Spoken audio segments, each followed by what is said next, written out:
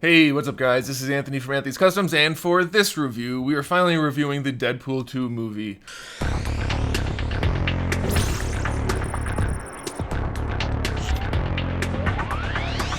Now, a lot of you guys have asked me to review this movie, and I was planning to do it right away, but I got sick and I had a lot of things going on and just haven't been able to make it to the theater. But I finally did, and now we're going to talk about the movie. Don't worry if you haven't seen it, though. I am going to split this up into a spoiler-free section, which is in the beginning, and then a spoilery section, which is at the end. So I'll let you know when it's going to happen. So if you want to watch the review up until that point, you're going to be perfectly safe. I won't spoil anything. The specifics I'll talk about will be still generic enough that you won't have to worry about it. There's not a ton of stuff to spoil, and really the only one thing that's really spoilery is, I'm not going to say it, but it's already been spoiled across the internet like a million times, so you probably have seen it on accident like I did. Anyway, spoiler-free, so you're perfectly safe. So let's go ahead and jump into it. Now, you guys probably saw my original Deadpool 1 review, which I thought was a really solid movie. It was a ton of fun, and the only real complaint I had was that it was probably excessively vulgar. Not that it necessarily was inaccurate to the character, but I don't think it really added anything. I don't mind swearing and stuff like that, but to me, when they just really try to force the vulgar stuff, it just it loses me, and I'm sure that's not the case for other people, but I don't particularly like that brand of humor. But either way, other than that, I thought the movie was really solid. I really appreciate it for what it was, and I liked it a whole bunch. So going into this movie, I was really looking forward to it. I was very skeptical. I thought it was either going to go one of two ways. One, that they were just going to go way over the top to try to beat the first one, which wasn't going to be a good thing, or two, they were just going to play it really safe. And I don't know, it kind of fell somewhere in between, which is kind of interesting. So let's go ahead and talk about this movie now that you have a little bit of background on my general feelings toward this franchise. The main plot of this movie is Deadpool, the main protagonist, has to stop Cable, who's another good guy, from killing this kid. Comes back in time to kill this kid. Like, that's the general plot. That's not a spoiler. And Deadpool wants to try to stop him. So that's that, which is kind of a problem, and we'll get to that as we go, but really there's no villain in this movie. It starts to be a problem more and more as the movie goes on, and we'll talk about that as this review goes on. Alright, so let's start off by talking about the humor, because this is, I guess, primarily a comedy. It's like a comedy action. People keep saying it's primarily a comedy. It's primarily an action comedy. I think you have to put that slash in there. You need both of those, because they're both like the key thing. Superhero movie, technically yes, but action comedy primarily. I'd say heavier on the action, even though the comedy is way more consistently throughout the film than the first one. But I still think it focuses more on the action, and I'll explain that in saying that the comedy is a lot less clever in this movie. Now, there are a lot of clever things. There's lots of little hidden jokes and more subtle jokes, which I think is where this movie really shines in the humor section. It's so much better when the jokes are not just constantly rammed into your face. And that's where I think this movie, in one way, does kind of diverge from the first one. Obviously, the first one had a lot of forced humor and things like that, and fourth wall breaking, and that's fine, and you have to give it to it because it is Deadpool, and that's going to happen. However, this one, it never really just took a break from the jokes. It was almost constant, which makes them kind of less impactful. A lot of them didn't need to be there. They weren't particularly funny. And I think if you cut out some of those extra ones, the other ones shine just a little bit more. And I think it would have been a lot better for this movie if they did that. There's one scene in particular, which I won't get into details, but it kind of broke the continuity a little bit based on something that happened previously. We'll talk about this in the spoiler section. But just to get like one gag going, they kind of it didn't really make any sense. And then they just stuck on it for so long. The scene felt so drawn out. It was so not necessary. And if they just take out those kind of things, all the other ones would have been so much more funny. It was still mostly funny, but I feel like it was a little bit more heavy-handed this time around, and a little bit less clever with the jokes, a little bit just more throw as many jokes out as you can, which for me doesn't really work. It might work for you, but for me, I feel like a little bit more reservation makes everything else a little bit better, a little bit more punctuated. Now, aside from the humor, the writing was mostly pretty good, except for two key issues. One was the pacing was a little bit weird in the beginning, and then it kind of stays weird, but not as bad. Like, you're still it has a good pace, but you're like, what am I supposed to be caring about right now? I'm not quite sure, and that really goes back to the other thing, which is number two. There's no villain, really. There's like an antagonist, kinda, sorta, but he's also the one that the good guy's trying to save, obviously. And so it's kind of like, I don't know how to feel about this. I don't know where they're going. What are they doing? What's all this build-up for? It's just kind of weird. It's not necessarily bad, but it's certainly not good. And so because of that pacing issue and because of the lack of any real goal, I mean, obviously there's a goal. You'll have to see it. I can't really go into it too much more, but you'll have to see it to understand what I'm talking about. It just kind of feels like there's not really much purpose.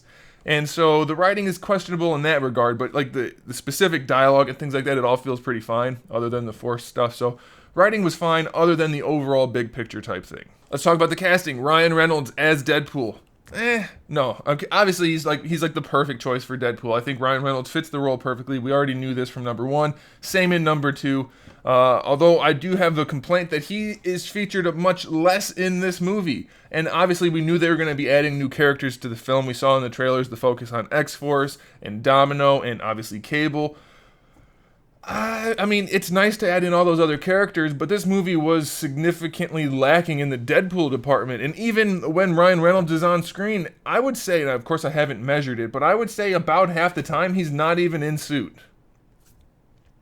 I felt significantly cheated when it comes to the Deadpool action. You get one scene in the beginning, and then a little bit smattered here throughout while he's actually in the suit. But most of that is outshined by another character, which we're going to talk about in just a minute. So I did feel like we needed a whole lot more of the Deadpool action, and we needed a whole lot less of him out of his suit. Because, well, you'll see there's one scene where he fights a significant fight with Cable when he's not even wearing a suit, which is okay, but we want to see Deadpool in his suit doing Deadpool-y things. I mean, he doesn't have any of his gear or anything, so it's just like a fist fight against Cable, so it's a lot less interesting. So I feel like we needed a whole lot more Deadpool, especially since Ryan Reynolds does such a good job. Now, obviously, we do have Cable, which is Josh Brolin, and everybody, including myself, was like, Josh Brolin doesn't fit Cable. It doesn't make sense. He's only like 5'2", and he's not big. Yeah, he worked out a bunch, but he's still not big.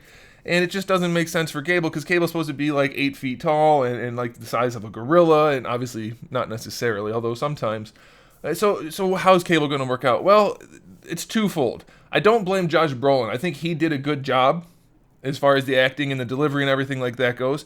I do blame the direction they took Cable. And also because we don't really get any character development for Cable. It's almost none. It's just enough to get him into the movie. Which, they don't even talk about any of his powers or anything. They really just say he's a time traveler. Soldier guy from the future. And that's it. And he's got a robot arm, which we never really address other than making some Winter Soldier jokes, which is fine, but... So I feel like Cable it wasn't bad. It was still good for what it was, but I feel like it could have been so much more. They allude to the fact that he's a 90s character from Rob Liefeld, and those are some funny things, but they also miss that total feeling of the over-the-top, just huge, badass Cable. He's just like a normal guy, and in one scene... They're like all kind of standing there, like Cable and Deadpool and a couple of the other characters, and Cable's the smallest one. Like it just doesn't feel like Cable. It's a fine character for what it is, and if you don't know anything about Cable, it's fine. But I feel like anybody who's actually a Cable fan is gonna feel a little bit let down by this. Again, I don't think it's Josh Brolin. I just think it's the overall idea that Cable is just some normal guy rather than this big badass who's instantly imposing. Like when you see Cable in the movie, he doesn't stand out. If he didn't have a robot arm, you wouldn't even pay him any attention. And the glowy eye. So it's not bad, but it's just kind of like, I feel like a lot of this movie lost a lot of its heart, a lot of its character, its charm. It feels a lot more like a big budget, generic action movie rather than what specifically Deadpool was, which was kind of something we haven't seen before. And I don't think it's just because it's the sequel, so we were already expecting it. I think they made a concerted effort to make it this way, and we'll talk about that more as we go on. So next character is Domino, played by, is it Zazie? Zazie Beetz? I think that's her name. If it's wrong, I'll correct it in the thing right there. Alright, so this was another topic of much contention, and again, it's twofold. Okay, so first of all, within the movie, it's well written for the character. I mean, she fits in the movie just fine. They actually work her in properly. She's a likable character. It's well acted, and her action scenes, I would argue, are the best by far. And she outshines Deadpool's action scenes, which is primarily Deadpool's second main scene against Cable, where he's actually wearing his gear and everything. While that's happening, she's doing something. Her thing's way more interesting than the other thing that's going on, which is fine for her character, but it is called Deadpool 2, and I wanted more Deadpool. But as far as Domino goes, her action scenes were really cool. She did a really good job playing the character. So let's talk about the other issue that everybody had complaints about, that it looks nothing like Domino. I'm not making this an African American versus Caucasian thing. I don't care about that. Domino is supposed to have white skin, not Caucasian skin, white skin, and a black thing on her eye. Part of her name is Domino for the luck thing, but also because of the look, it doesn't look like her, and it doesn't hurt the movie, but there's no need for it. Change for the sake of change doesn't serve anybody, so let's not do that. Like, if they put Nightcrawler in a movie in the future, are we going to make him green and bald? I mean, like, that's not okay, so don't change. Like, let's make them reasonable changes for good reasons, not just for the sake of change, right? It didn't help the character any, it didn't hurt the character any, within the realm of the movie, but it certainly wasn't like, hey, that's Domino, that's the character I've been reading about for so long. It wasn't. It was a different version of Domino, which, if you like that, that's fine, but I would argue that it doesn't need to be changed just for the sake of change. Okay, let's move on to the action, which I've already touched on this a little bit, so I'm not going to spend too much time here, but there is obviously a lot of action here, and a lot of it is really good. Maybe all of it's good, at least good to really good. Now here's the thing, like I said, Deadpool doesn't get the focus in the action, and I think that's a problem. Cable's fighting style is basically John Wick with a robot arm and a big gun, so it was fine, but it prevented Deadpool from doing a lot of the Deadpool-y type things, like the flipping and the spinning, and yeah, he did some of that, but it just didn't, there wasn't enough of it, I felt like. The action was fine, but Deadpool scenes were outshined by Cable, and then outshined by Domino. So, I don't know, I mean, it's not bad, but it's definitely not good, and that's why I think this movie is kind of a step backwards from the first movie. They seem to have lost their focus a lot by trying to make this a bigger, grander thing, whereas the first movie, they made it so hyper-focused, it was really successful, whereas this one, there's like no focus at all. And I think since they didn't know where to focus, we didn't know where to focus, and it ends up being everywhere but Deadpool. So I think that's kind of a problem. Choreography is really good. I mean, the individual scenes aren't bad on their own.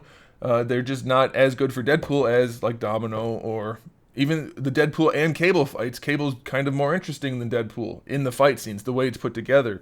So, it's not bad. It's another thing that's not as good.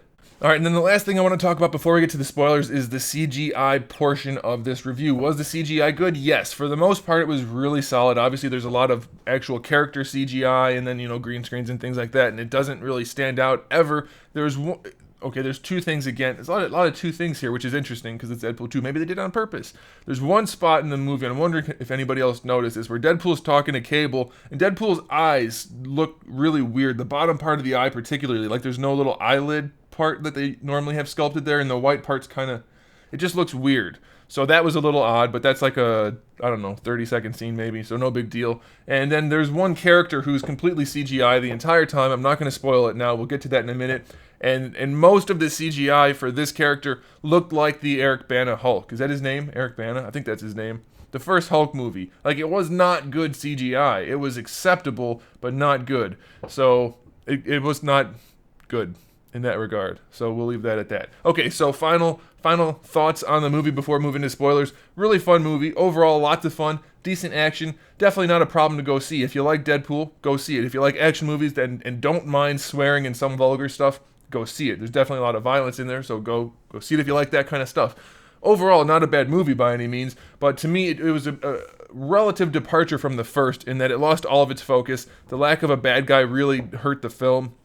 And then the lack of a focus on Deadpool specifically hurt the film too. So it doesn't have the punch the first movie had, aside from being a sequel, because we've seen sequels that deliver that punch even more. But this one, it's not sequelitis, it's just a lack of focus-itis. So otherwise, it's still really solid and lots of fun. So go see it, but there are going to be some issues that you're going to note. So thanks for watching, guys. If you're going to leave now, go ahead and leave, watch the movie, come back, talk about the spoilers afterwards. So you've been warned now. If you're staying here, we're talking about the spoiler. Alright, so one of the primary characters in the first movie was Negasonic Teenage Warhead. She didn't do a ton of stuff, but she was a relatively predominant character. In this movie, she might as well not exist. Almost completely throwaway character in this movie. Total bummer. I thought for sure when they were showing her in the trailers, new suit, new look, like she's going to be a bigger focus here, and that was kind of cool because she was kind of a cool character. And no, she might as well not be in the movie. Total bummer. Very bummed out about that.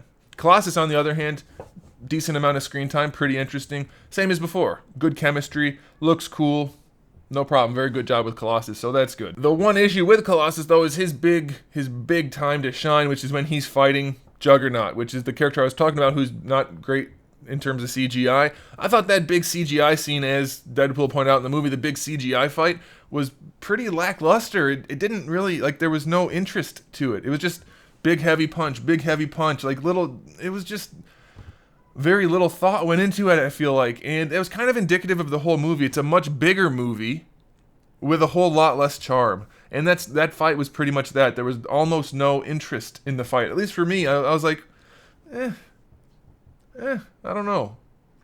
Like, it was cool, the concept was cool, but it just didn't really deliver for me. So that's how I feel about that. I didn't care for that fight scene. It could have been so much cooler, but I feel like they just didn't have the budget to make it any cooler, and so they shouldn't have done it that way. Alright, and okay, so now we can talk about Juggernaut, since I've already mentioned him, and this is the spoiler section. Juggernaut's really cool that they packed him in here, and he's actually more along the lines of the traditional Juggernaut, big, huge, hulking guy. I feel like they maybe went overboard with him. I'm not the biggest knowledge base on Juggernaut, but I've never seen him stand like 18 feet tall. Is that a thing that happened ever? I don't know. Anyway, he's still really cool. CGI was a little iffy, but here's the thing that bothers me. It felt so shoehorned in that they put him in there just so that there was a bad guy to fight against, because there was no bad guy in this movie. At least not one that had superpowers, just some sniveling doctor guy. So it was so heavy-handed and just poorly executed that they shoved in Juggernaut. It didn't look that good, and Deadpool didn't even fight him, really. So it was just kind of iffy. And then the scene where he tears him in half, that was kind of a cool scene, but it seemed like it was only really there to serve as a gateway for them to do that gag where Deadpool's got the baby body on the bottom half, which to me was just a totally forced thing, and it wasn't particularly funny. Like, the idea of it was funny, and I feel like they could have done it so much better if they were trying to be clever rather than just, oh, it's a baby, let's talk about its penis a whole bunch. It was just a weird scene. It went on for way too long, and it didn't even make sense, because not too long before that, like 45 minutes before that, Deadpool blows himself into a bunch of different pieces. Next scene, he's all back together again. No problem at all. This scene, he loses his bottom half. We have to see a naked baby body for, I don't know, like a 5 to 10 minute scene. I don't remember how long it was. It probably wasn't that long, but it felt like it took forever, and it just really didn't deliver. So, I don't know. I feel like Juggernaut was really just there because they needed something in there. Like Deadpool mentions in a few times, that's just lazy writing. Well, this was definitely lazy writing. Throw in a bad guy villain character so that we have that, even though it doesn't suit the story at all. It was just kind of a throwaway when they could have made it a lot better with just a little bit of writing, I think. Next thing to talk about, X-Force doesn't exist in this movie at all. Like, they mention it a whole bunch of times, but it doesn't exist. They spend this significant amount of time creating the X-Force and building up these characters at least a little bit, and then they're just gone, dead, worthless, absolutely worthless. Only one left is Domino, so that's fine. She's the best one out of the bunch by far, but the whole X-Force thing was really just a gimmick, and it's pretty disappointing. The only cool part about it is toward the end, Deadpool gets like blown up and his suit turns a little bit gray from the dust and stuff, and that looks awesome. It's like the X-Force suit, but X-Force as is X-Force doesn't exist in this movie. Total gimmick, total waste of anything. Maybe they're just hinting toward the future, but it felt to me like it was just lazy writing again, just for the sake of a couple of jokes, which really don't deliver. It wasn't, I don't know, it was just kind of a bummer, because I really thought there would be at least some kind of cool X-Force build-up, even if it wasn't the X-Force characters we wanted or anything like that. There was no team-up really other than Domino joining the team of just Deadpool, and Colossus. So, no X-Force, bummer. Okay, last thing before we talk about the post-credit scene is time travel. Time travel is an iffy thing to work with in a movie, especially a movie like this, and you can't just chalk it up to it being a Deadpool movie where it doesn't have to follow the rules. It really boils down to the fact that they did a bad job with the time travel. You can't have the time travel thing fix the problem. You can see him, like the teddy bear goes back to being perfectly normal, so the problem was fixed, the timeline was corrected, Cable's still there. You can't have it both ways. You can't have Cable still there and everything still, what caused him to come back still happened apparently, but it clearly didn't happen because the teddy bear is fixed. You can't have it both ways, so there's not separate timelines. It's one timeline, they just totally screwed it up. Is that a big deal? Probably not, but it is worth mentioning. Okay, and then the last thing is the time traveling in the post-credit scene. We see him go back and save his girlfriend's life. Is she his wife? Girlfriend? I can't remember now. Anyway, he saves your life, which is cool. Like, hey, he undid that, but that would also mean that most of the movie wouldn't have happened. And then also, while he's time traveling in the post-credit scene, he's doing things that just absolutely couldn't happen, like killing himself, Ryan Reynolds, and things like that. So that makes you wonder, did that first thing happen or not? So I don't know. Again, just very heavy-handed. Could have been done a lot better. But again, still solid movie, so we'll leave it there. Let me know what you guys think. If you want to talk about spoilers in the comment section below, make sure you type out the word spoilers in big letters first so people don't read it. Otherwise, let's talk in the comment section below. Let me know what you guys thought about the movie in general. Let me know what you thought about the individual things we talked about, and we'll have some conversations. Thanks for watching, guys. Make sure you subscribe to the channel. I have new videos up almost every single day. We talk about movies, TV shows, video games, action figures, all kinds of fun stuff. Make sure you come back for that. Give the video a thumbs up if you liked it. And in the meantime, keep collecting.